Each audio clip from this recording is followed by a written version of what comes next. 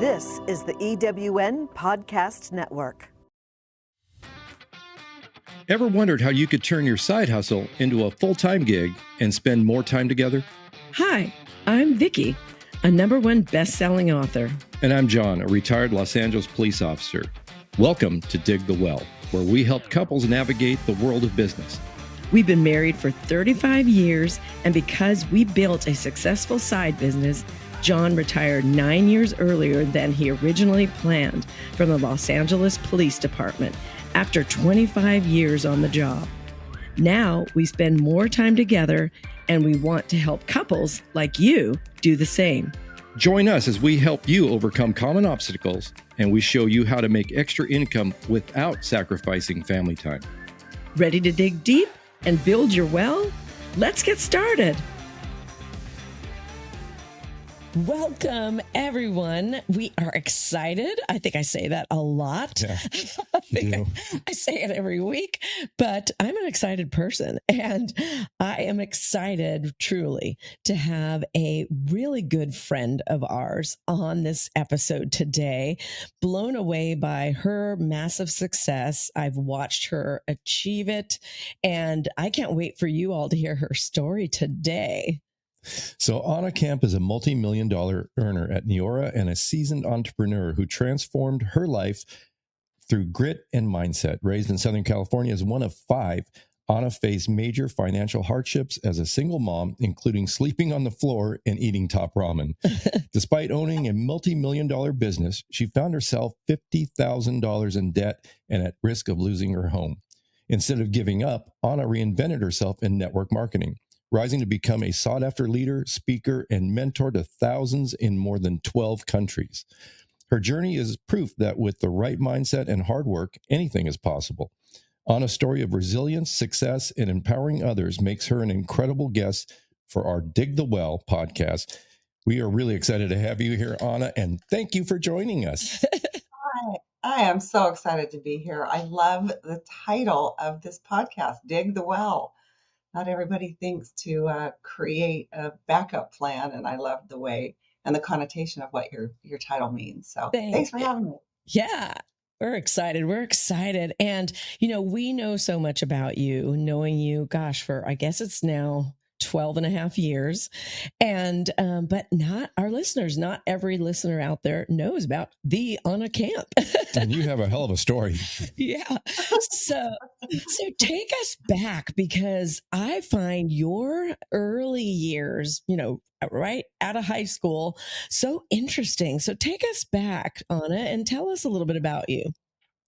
Oh my goodness. I think that after in my high school years, the only thing I knew was that I wanted to have my own money. I wanted to be able to be able to make choices, right? And growing up of one of 5, although we had a comfortable upbringing, I always felt that there wasn't always extra money to do some of the things that each of us wanted to do, like ice skating lessons or whatever it was. And so the message in my head was always, well, you better go get it if you want it. And so I always had small, odd jobs as a kid. I think I was an entrepreneur right out of the womb. But some good plans, some not so good plans. But from working from Jack in the Box to becoming a grocery checker to all kinds of jobs like that, I think I realized very early on I didn't really want to work for a boss. I wasn't so employable that way, but learned a lot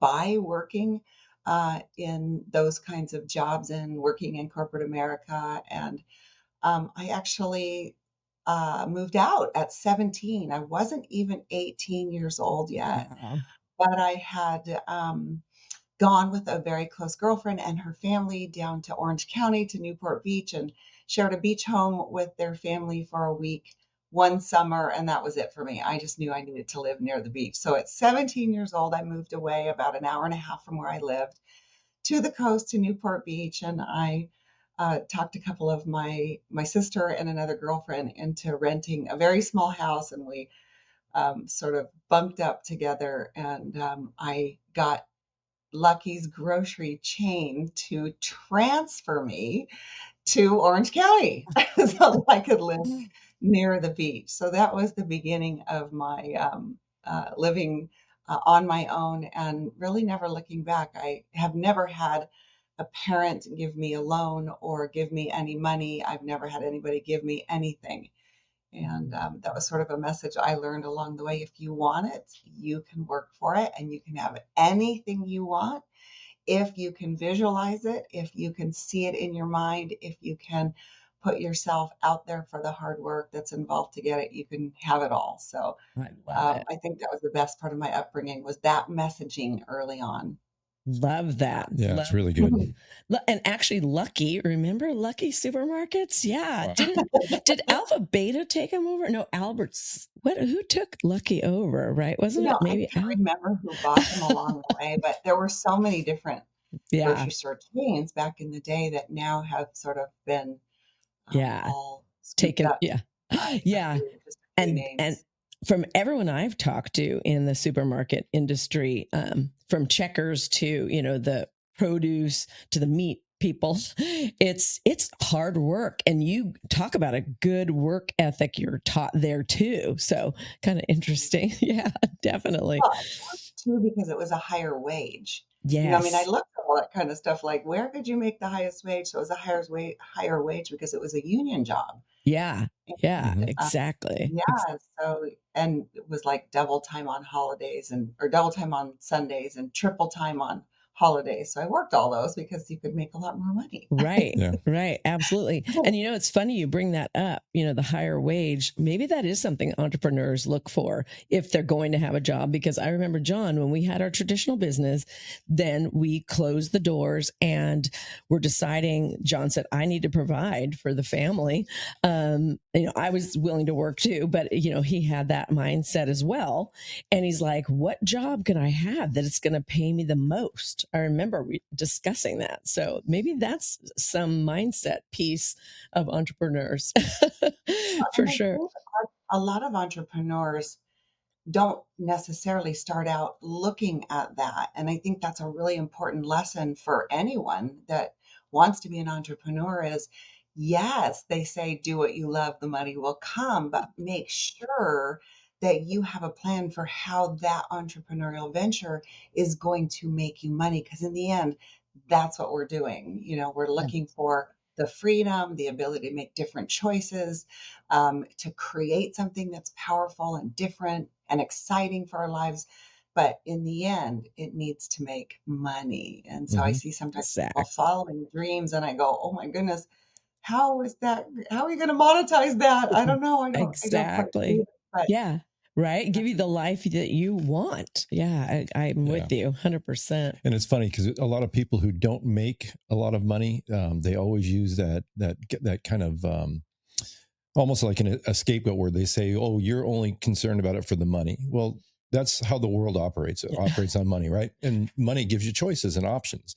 But people who don't make good money, oftentimes they put us down or put other people down. Like, you guys are making great money. That's all you guys care about. And that's absolutely not it. And I think that's one of the things that drew us to network marketing. And I think you too. I've heard you speak so many times about helping other people. Yeah. Yeah, definitely. absolutely. Yeah. You can Yeah. have both. You Right. can have both. You can Mhm. have the money too. Right. So Yes. it's okay. It's okay to want both. Mhm. So good. Period. Yeah. Drop the mic. Yeah. It's okay to want both. Yeah. I You love can it. have it all. Yeah. Exactly. You really can. Exactly. Yeah. All right. So let's transition to you having a baby, being married, having a baby. And what was your first business that you started working, or started? Well, I was married for about 10 years. I was in the real estate business, and I actually got into the real estate business because I saw a potential for an unlimited amount of money. And I loved personally looking at homes. I loved being able to find something for somebody to really help them, that beautiful dream home, helping them realize their dreams through that. So I loved it and I loved that it gave me freedom because as a newly married woman and a mom, I wanted to be able to have the freedom to do things with my husband and as a family and not be tied to a normal 8 to 5 job. So I was in the real estate business for about 10 years until that marriage wasn't working anymore. And unfortunately, I became a single mom after that. And one of the things I say so many times now about real estate or the job that you're working or the residual income that you can earn through network marketing is that example, right? Sell a house, get paid. Don't sell a house, don't get paid, right? Work for someone else, punch a time clock, get paid. Don't punch a time clock, don't get paid, right? And so I learned very quickly that there had to be, if I was going to do something, it needed to be something that the money would continue coming in and for stability, because here I was in a marriage that didn't work anymore, going back into single life. And as a single mom, I didn't, that wasn't enough really to be able to sustain me. So I sort of, for the second or third time in my life, had to reinvent myself and come up with another plan because that plan wasn't going to be stable enough income, especially after, actually forgot, left this little part out, but I had made the decision to stay home with my son for a couple of years and just be able to be there. And so I had kind of given up that real estate business and wasn't filling the funnel of new clients and existing clients, and really keeping my finger on the pulse there, because I really thought I was going to be a stay-home mom. Right. So I think that's another dig the well sort of tip Yes, there. it For is. single moms at home, it's just so important to have something, Yes. a little something on the side, because I didn't. Yeah. And I found myself in a really, really tough position. And if you caught the beginning of my story, you probably noticed that I did not go to college. So I didn't have a fallback plan. Yeah. But I think that is one of the biggest things that I've learned having a thriving network marketing business is, wow, how different would my life have been as a Right. single mom had I had the freedom to work when I want, where I want, how I want, around his life, and still create a ridiculous amount of income, Right. which is Yeah. hard to do in other places. Yeah. Definitely. Definitely. And on a previous episode, we chatted about just that. Like, we wished we had known sooner about network marketing. We had a traditional business and somebody approached us for a network marketing company, and we ended up getting involved. But we were like, where has this been all our lives? Why didn't anybody educate us on this? We could have saved so much money on our, instead of sinking it into our traditional Yeah. business, right? Yeah, no, I Yeah. agree. But I think also, and I don't know if you feel the same way, though, I think sometimes you have to go through those struggles. You have to go through those conventional businesses and those jobs in order to appreciate what we have with network marketing now. And I wonder if we would have recognized it had we seen that first. Right. We might not have. We You're might right. not have. No, Yeah. no, Yeah. no. Yeah. And I know I would not have, Right. Yeah. because I went on to build a traditional business, much like you guys did. And if you're a business owner, you take all the risk. Yeah. I mean, the Yes. amount of money that it costs to build that business, the overhead that you have, the employees, the cost of doing business, the inventory, all of the things that go into that. And you're the last one that gets paid, because Yes. Yep. everything If you else get has to paid. if you get Yep. paid. Yeah. If you pay yourself. Yeah. And you There were can't times get we away from the didn't. business. Yeah. You cannot get away. I mean, every time we tried to go somewhere, we were constantly on the phone, constantly in Right. contact. It was just Yeah. not Yeah. fun. Yeah. It's definitely something to look into. All right. So let's dive into the pool business, right? Your pool table, not pool. Yeah. Pool table, because Oh, the traditional business. yeah, Yeah. I cannot wait for the listeners to hear and viewers on YouTube. You have got to hear this. This is magnificent, but again, also a learning lesson for you. Oh, So very let's much dive so. into how that even started and what it was. Okay, so Yeah, so I was a single mom. I was working. I was trying to find my way, trying to figure out what to do. And by the way, I left that marriage with nothing.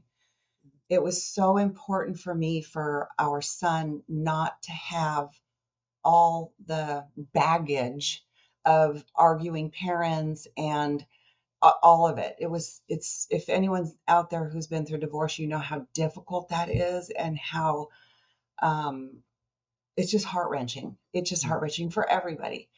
And so I didn't want to fight the fight of you get this and I get this and I want all this money. I basically left with nothing. I said, you can have the home.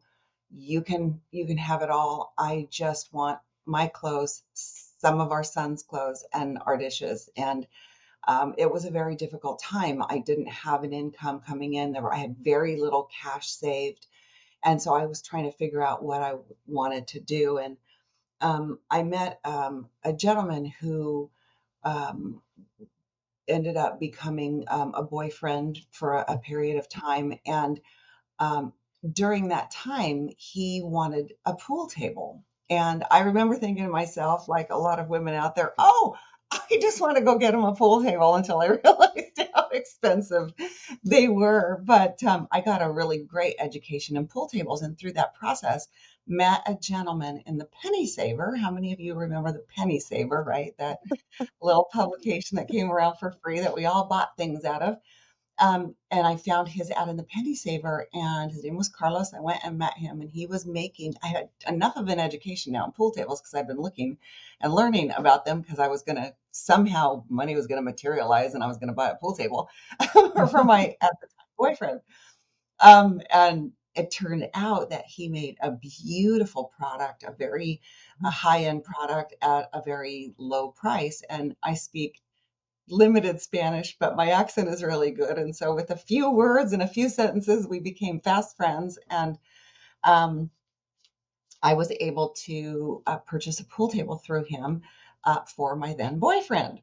And it was a very short time after that that I remember going to my boyfriend at the time saying, I think I'm going to do something with that pool table business. And I struck up a conversation with Carlos. I said, you know what? His English was limited. My Spanish was limited, but my sales ability I thought was probably better than his. So I made a deal with him. I said, I'm gonna write the ads. I'll pay for the ads in the Penny Saver. I will take the phone calls. I will bring the people to you. You make the tables. And he didn't want to pay me anything. He's like, but I'm not going to pay you. So that's all right. So I would mark up the cost of the pool table to the client when I was there with him. He would make the pool table. I would make the spread. So I was making some money on the side, trying to figure out what I was going to do next. I was always like, what am I going to do next? Because this is paying some bills right now, but I just don't know if this is going to sustain the business. What I realized was um, I was on to something kind of good here. More and more people were coming, and I thought, wait a minute, I'm going to what if I invested in a little tiny, cheap, funky satellite showroom somewhere and I could bring people to that little showroom? So I set up this showroom. I had Carlos make me a few tables, kind of dummy tables without the slate and all of that, so that they looked, like real tables, but you couldn't play on them. And I went around to some of these stores. Now, I don't know if you guys remember this, but remember back when model homes used to have props in them, like Yes. the company was called Props, fake computers. And Yes. I went to the Salvation Army and I bought a desk and I bought some fake computers and people would come in. And so I would just say, they would call and they'd say, we're calling about that pool table. And I said, well, actually, we're the manufacturer. We don't normally sell to the public. We sell to the retail stores because that's what Carlos was doing. But we have some extras and we do allow the public to come in and buy them. And if you want to make an appointment and bring your husband with you, that would be great. We can fit you in.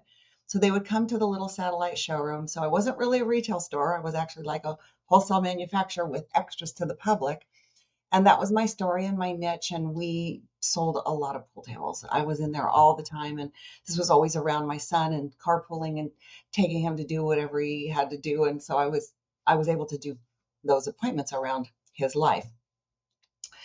And then I started to recognize that there was like a bigger niche in this. And so I thought, what if I did this in other towns? because I was now putting ads in the Penny Saver from Santa Barbara to the Mexican border. So Yeah. people were literally driving. And I thought, gosh, there's a need for this, but what if I could do this bigger? So I got a phone number, a 702 phone number, which is Las Vegas, thinking that Vegas was booming. There are a lot of building going on. This would be a great time to have this, same, do the same little format. Yeah. So I got a phone number in Vegas, forward those phones to my cell phone. People would call and I'd say, we're the manufacturer, we don't have any extra pool tables right now, but I would be toweling, okay, there's another call. Oh, there's another call. Oh, there's another call. Wow, there's a market in Vegas, because they were calling all the time. I'm like, where are you calling from? And they weren't calling from Orange County or Santa Barbara or Los Angeles or anywhere near me. So I thought, wow. So I talked Carlos into fronting me some tables to make another little funky satellite showroom in Vegas. And I thought, well, I don't know how I'm going to do this, but I'm going to figure it out. So I would take phone calls and I would set up appointments in Vegas, prop computers, making it look like a real business, funky industrial area. And I would set up all these appointments, confirm the appointments. I would take my son to school in Laguna Beach. I would go to the airport. I would jump on a plane. I would fly to Las Vegas. I would take a cab to my little funky satellite showroom. I would see 5, 6, 7 appointments. I'd jump, go back, fly home just in time to be able to pick him up from school. Wow. So this went on for quite a while. And there would be, a period of time where I'd have a few days where my ex-husband would have him. And so I would be able to spend a little bit more time in that showroom. But this went back and forth for a very long period of time. And then I thought, well, wait a minute, let's see about some other locations. So I would get a phone number in that specific area and I would forward the phone calls to my phone. Where are you calling from? Oh, you know what? We don't have any extras right now, but when we do, I'll put you on our list. So this went on. So I duplicated that same idea in Denver, Dallas, Vegas, and Scottsdale. And when I didn't have my son, I would fly to those locations. I would take those appointments. Carlos would build those tables. He would install those tables for me. And it started to get where he couldn't keep up and we couldn't handle what we were doing. And I couldn't physically do that because, every time you hop on a plane and you leave your son at school, you're thinking, oh my gosh, what if something happens? Yeah. Yeah. So, every year there was a show. It was a billiard show, and it's where all the billiard table businesses would go to see the new stuff.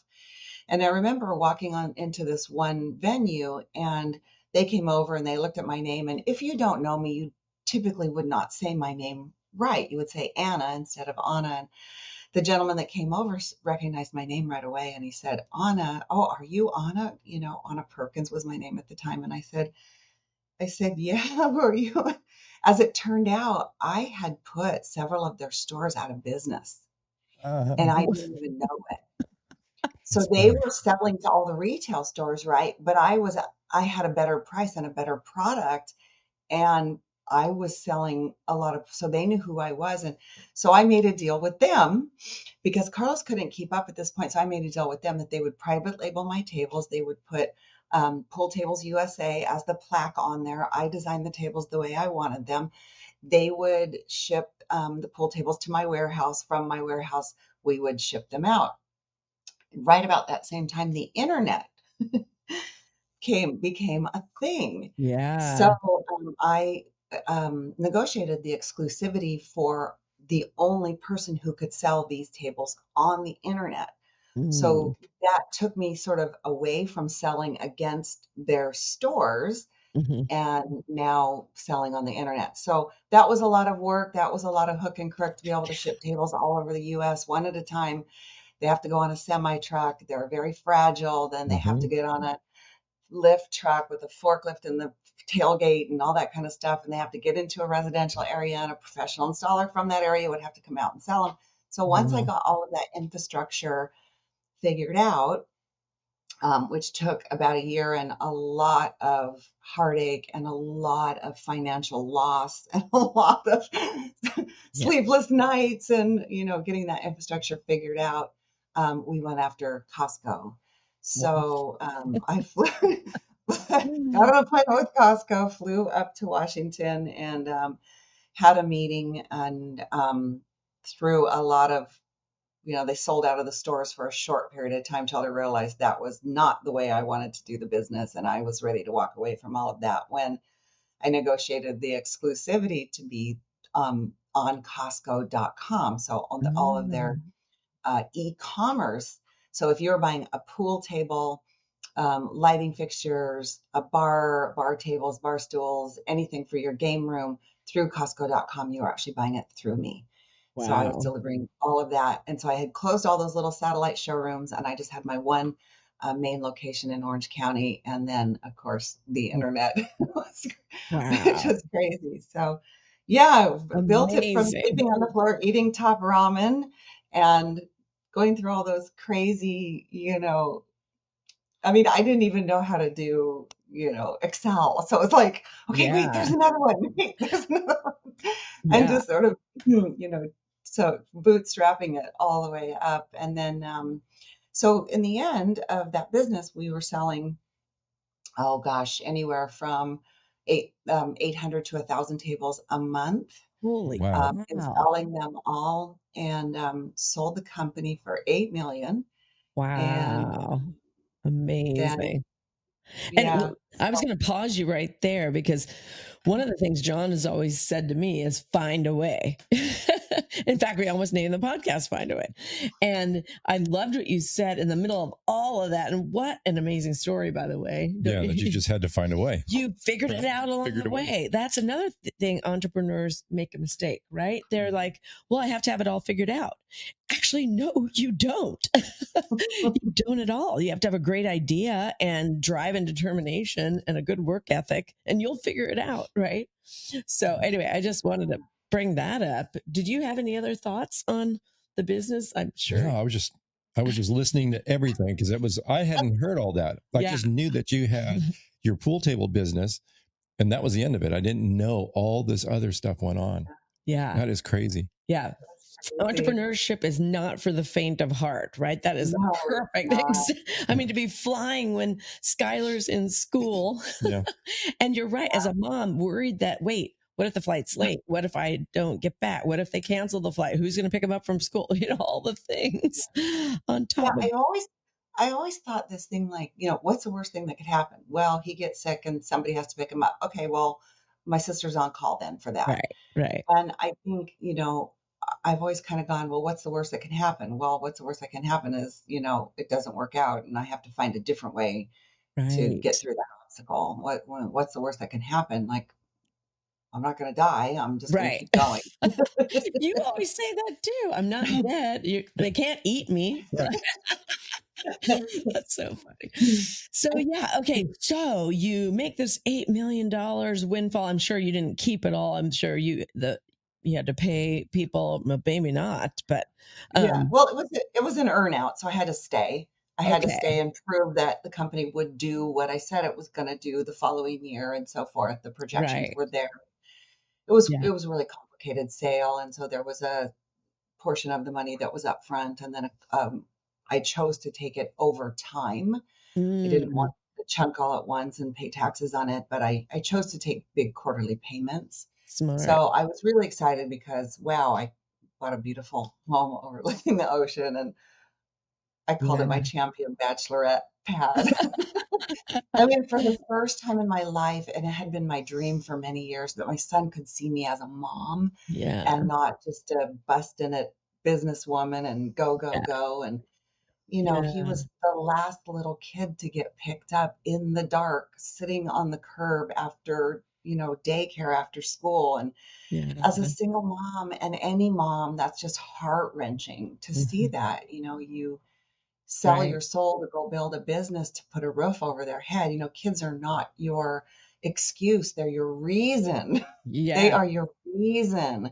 But it doesn't mean it doesn't pull at your heartstrings and it isn't hard. Right. So I was really excited to finally be in that position. I thought, I can retire. I can, if I invest the money right, I can retire. I can be home with my son. There's so many fun things I want to do. Yeah. I feel like I had lost all of my creativity because I was so busy, focusing every single day and just wanted to get back to life. Yeah.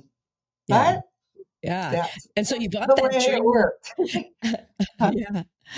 And you bought that dream house and it was spectacular. I remember you showing me photos, right? So Mhm. how did that feel knowing that was your all your hard work from that business that wow, now I'm here, I'm in this dream home. How did that Yeah. make you feel? It, it's kind of surreal, buying your first home as a single woman. It was actually not my first home, but even that very first home, it was very small and very modest, but incredibly empowering. Mhm. Um, you know, the love of money is the root of all evil, but there is nothing wrong with having the desire to have money. It's the love of money that's the problem. And I would encourage any woman listening to this, and you men too. I think men are more geared toward making money because you're typically the head of the household, but I think sometimes women feel guilty making money, or they feel like they, shouldn't make more than their husband, or they shouldn't, um, you know, they should just be home and not have the option of making a little extra money. But it's power, and Mhm. money for me gives me choices. The choice to send my son to a better school, the choice to buy organic groceries, the choice to help people whenever and however I can, potentially to give to great charities, right? To surprise somebody with a gift they never would have been able to buy themselves, Right. to give a family in need over Christmas, some wonderful Christmas basket, whatever it is, it gives you so many choices. So I recognized very probably only in the last few years that my highest value really is freedom. Mhm. It's not the stuff, it's the freedom to buy something you want, or do something you want, or go somewhere you want. And I Mhm. just remember dreaming as a kid. I thought, wow, it'd be so cool to go to the airport and go with just, your purse and your wallet and nothing else. And you could actually buy your toothbrush, and you could actually buy whatever you needed when you got on the other side. And you could stay in any hotel you wanted to. And you could go anywhere you wanted to when you got there. And, that would just be the ultimate freedom. I used to think It's true. that was the thing when I was a kid. It's like, what if you could just go to any airport and then just go, wait, I'll go there. And you Yeah, just go. ex And you just go. exact Anyway, and you know what, that was long honestly, before there was Uber and all that stuff. Like, I didn't know what I was going to do when I got there, but but in my eyes, you made your dream come true. Part of that pool table business, you were flying, you basically probably just had a briefcase, and jumped on a plane. So you were kind of doing it. You're kind I of was. doing it. Yeah. And Yeah. so that's awesome. And then I know there was a time, a downturn, right? Because you've Mhm. had to reinvent yourself, where a cup of coffee changed your life, you've told me. So tell Yeah. us about that. Yeah. Yeah. Well, from being in that place, the new house, and being able to take a breath and feeling like I could relax, and wow, how nice is this? I really felt like at some point I would want to do something else. I just enjoyed being in a place where I didn't have to, Hmm. until I had to. And what happened was, the company, it was a $1 billion asset management company that bought my pool table company, ran it into the ground and filed bankruptcy. So those big quarterly payments Uh-huh. that were going to enable my lifestyle and allow me to continue to save and invest for my future all dried up. Sure.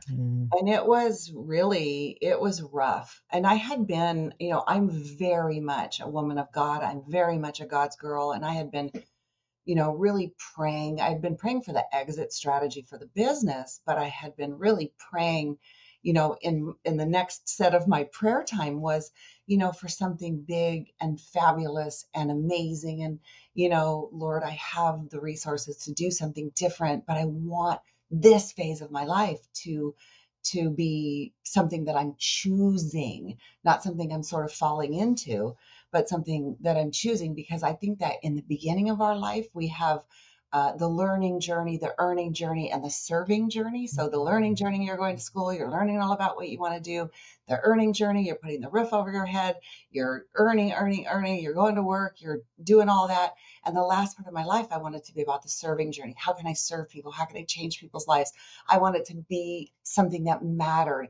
I felt like the money didn't matter because I was okay financially, but I wanted there to be something else. And I remember just, the day I realized that I wasn't getting any more quarterly payments. And the day I realized, like, oh my goodness, do I spend the cash? Do I go into credit card debt? Do I invest? Do I not invest? And I wasn't far enough ahead financially where I could rest. Mm-hmm. And I really pressed in, and I remember praying 6 months every day, all day. Lord, I know you have something for me.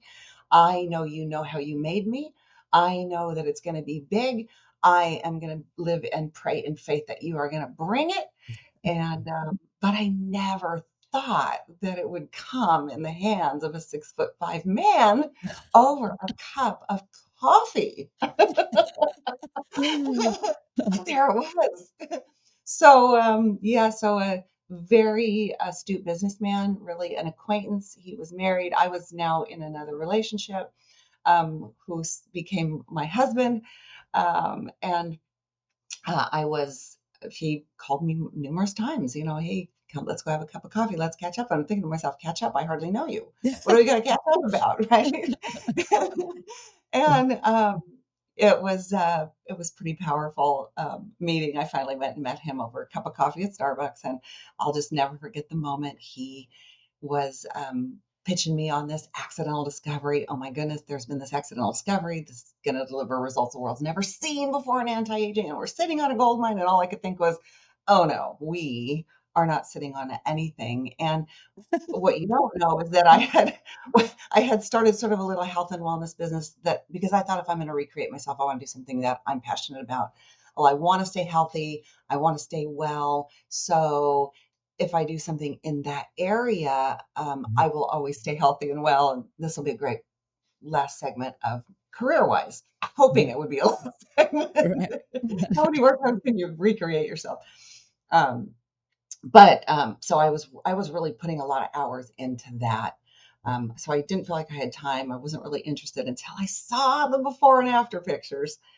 And of course, that caught my attention. It was a night cream that was extraordinary. And Yeah.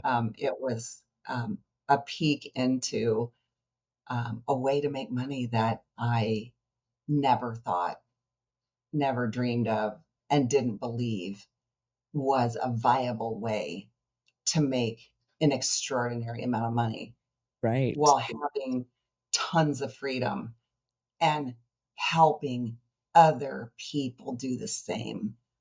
Powerful. I had no idea. Right. Same with us. Yeah. Yeah. Because listeners, you don't know, or maybe we alluded to it, we are both in the company Neora. We make no bones about it. That's not what the show is about.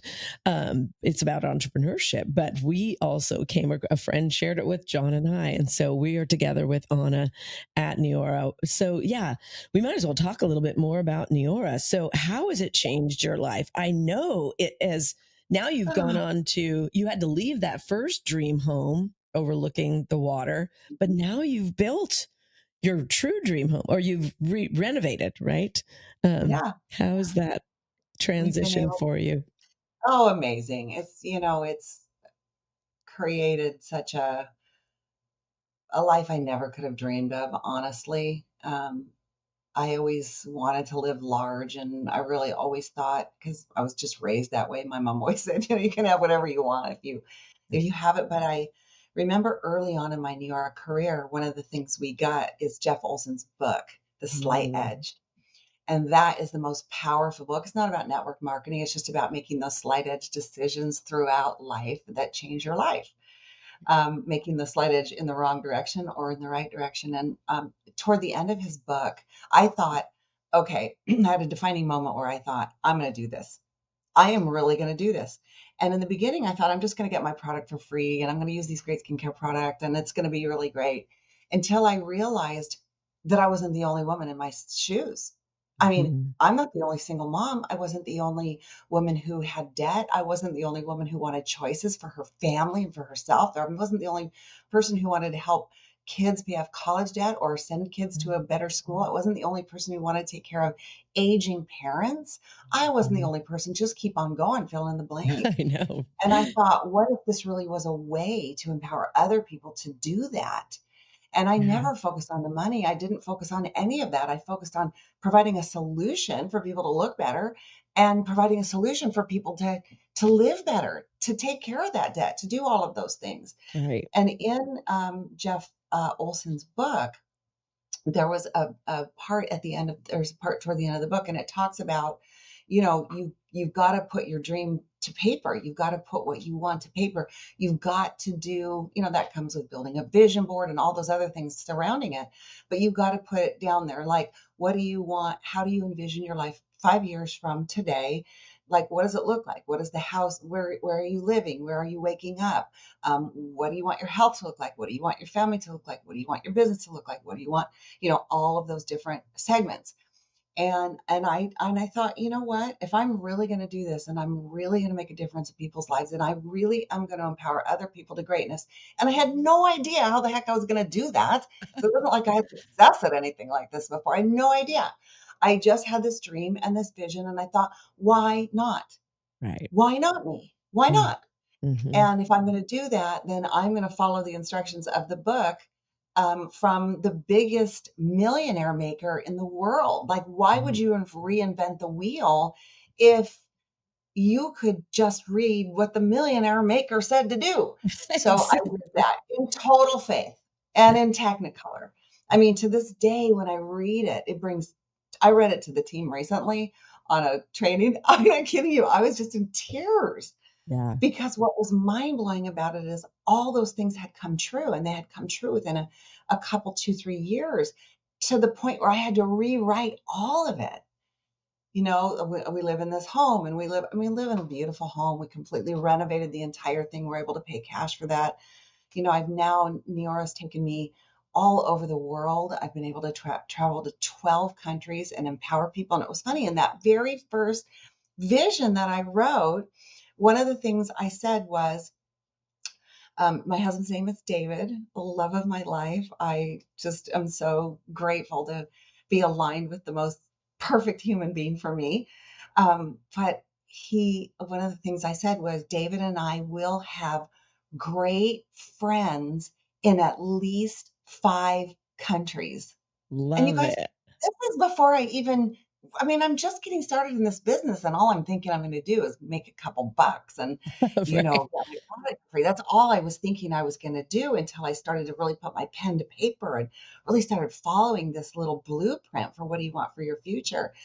And it's so surreal when I think about it, because I remember the moment when I realized, oh my gosh, we have more than 5 friends. I mean, we have a lot of friends in more than 5 countries. Like, wow, how did that happen? Yeah. But that is a big tip for anybody who's an entrepreneurial journey. Put your pen to paper, put your dreams on paper, be Right. fearless about it, see it.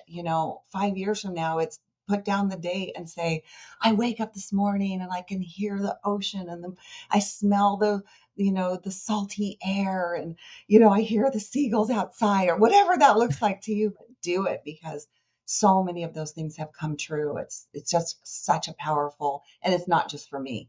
It's for every person that I've coached that's done it. All see these dreams come true. I Yes. can't tell you how it happens. I just can tell you that it does.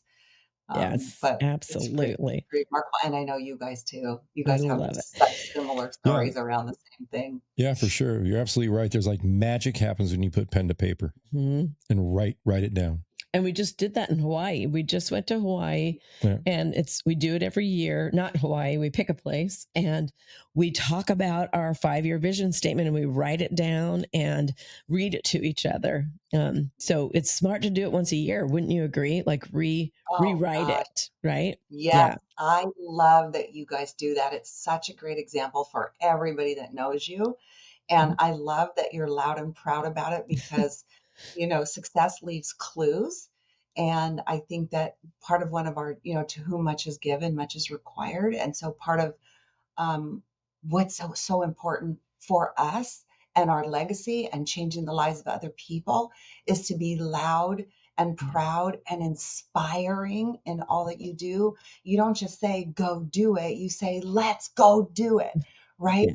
You bring people with you in an empowering way. And so I love that you guys do that as such an example to your team and to your family and Right. to all of your friends. And I know it is a great example to us too. So I appreciate that you guys do that. Oh, that's so awesome. Yeah. Well, thanks. And yeah, were you going to say No, something? No, go ahead. no, I was just going to say, going back to something you said earlier when you were talking about you're flying around the country in your little pop-up showrooms, and how much time you were spending away from your son, and how he was the last one to be picked up.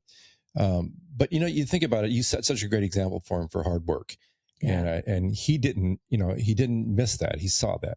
Yeah. He saw his mom going out there making it work, working hard for the Him. two of you, right? Yeah. And Yeah. he's an entrepreneur now, Yeah. right? Yes, Isn't he is an entrepreneur. And actually, he got started in our Neora business early on. Um, he was only in his early 20s. He's like, Mom, I'm trying to look older, not younger. No one's going to buy this stuff from me. It's like all of that. But we figured out a way, and he was able to get that check up to about 14,000 a month under wow. 25 years old, under As- 25 years old.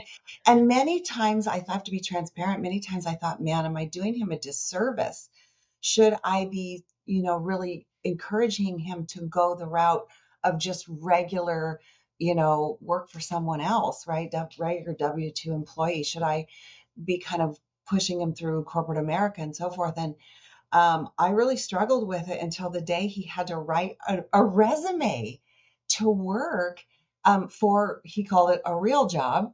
And he said, I want to try something else alongside this. And he wrote a resume. And when he wrote down all the things like leading a team and speaking in front of people and, all the leadership skills that he had learned and the entrepreneurial skills he had learned. And, I mean, you have to be motivated to work for yourself because no one's over your shoulder with yes. what we do. Right. That's the good and the bad, right? Right. But then, he's gone on. I'm so proud of him. He's gone on to be a very successful entrepreneur in a whole nother field, but he still gets a residual check here. Wow. And how great is that? How So great is great. that? Yeah. So cool. And ours too. We, on a previous episode, we interviewed our daughter Misa, and our son is still Mhm. coming up. But Anna, she was hired on by her.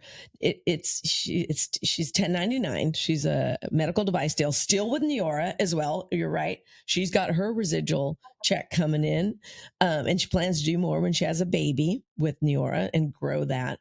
But the guy that owns the medical device sales company, would you call it company? It's a distributorship. Yeah.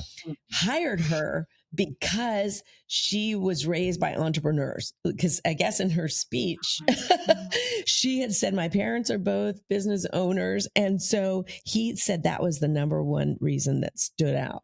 Because it was a pretty competitive, it was highly competitive, the position she ended up getting. So he had to choose from many people. And he said that was the thing that put our daughter Misa, over the top, was that you come from an entrepreneurial family, and that's what I want. And now she's teaches you a killing lot of things. Yeah, she's got the highest sales over there. Yeah, it's just being an entrepreneur just does so much for you. And I think you become unemployable. Wouldn't you agree, Anna? I'm unemployable. I've said that many times. I am completely unemployable. It is, it is the most empowering, most freeing, most fun. I always say building the greatest business, traveling the world with my friends, because that's what we're doing. Yes. Like, who knew you could make money like this? And oh my gosh, if everybody knew, nobody would have a real job. Seriously. It is a lot of fun. It's a bit of a roller coaster, but it's like anything. Life is a roller coaster, and get out there and live every single minute of every single day because life is short. Absolutely. We only get one stab at it. That's But right. So, well, wow. I think we're going to wrap it up. You have dropped so many great nuggets. I want to have you back on again because Yeah. we could do like Joe Rogan and go for 3 hours. We guys, we didn't even get to any of the questions that we were going to ask Anna. So we'll definitely have to have you back. This was just so enlightening for our And inspiring. listeners. Yeah. Inspiring, Yeah. enlightening, huge learning nuggets. I hope you listen to this again. Give us a yeah, review. thank you. Of Subscribe. course, of course. Yeah, we'd love I'll to just have you. get it out there for everyone who's wondering. Yeah, We never absolutely. really talk about my whole story. Very few people even know it, but I know you did, Vic. And Yeah. I just love what you guys are doing here. It's so important, and you bring great nuggets. I've watched all your interviews, and I'll continue to be one of your biggest fans. So thanks for having me on. Well, thank you. Thank you, Aana. Thank you. And thank you all, everybody watching on YouTube or listening on your favorite platform.